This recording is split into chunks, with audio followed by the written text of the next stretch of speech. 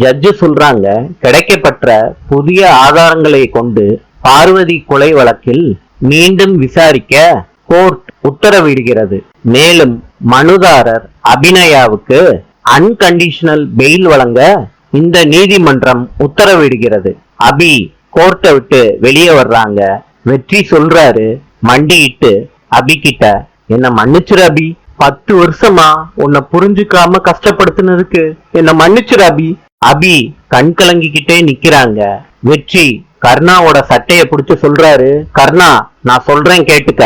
பார்வதி அக்காவை எந்த காரணத்துக்காண்டி நீ கொலை செஞ்சியோ எனக்கு தெரியாது.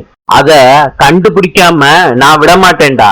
என் பொண்டாட்டியும் என் பொண்ணும் உங்க அனுபவிச்ச அத்தனை வலியும் வேதனையும் உனக்கு நான் திருப்பி தராம விட மாட்டேன்டா. தருணும் திவ்யாவும் சரளா கிட்ட சொல்றாங்க, அம்மா நாங்க ஸ்கூலை விட்டு வரும்போது என்ன நடந்துச்சுன்னு தெரியுமா? வெற்றி நடந்து போய்கிட்டு இருக்கப்ப கர்ணா கேக்குறாரு, என்ன வெற்றி எப்படி இருக்க? வெற்றி கேக்குறாரு, நான் எப்படி இருந்தா உனக்கு என்னடா?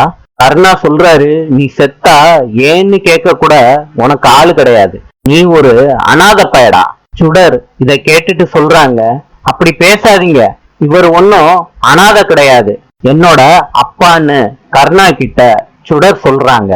சுடர் வெற்றிய கூட்டிட்டு போறாரு. கர்ணா கோவத்தோட வெற்றிய பாக்குறாரு. அபி கேக்குறாங்க கருண் கிட்ட, சுடர் எங்க?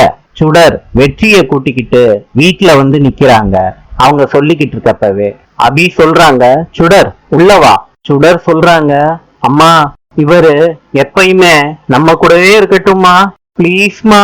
வெற்றியோட கைய இறுக்கி புடிச்சுக்கிட்டு இருக்காங்க சுடர் அபி கிட்ட சொல்றப்ப. நாளை சந்திப்போம்.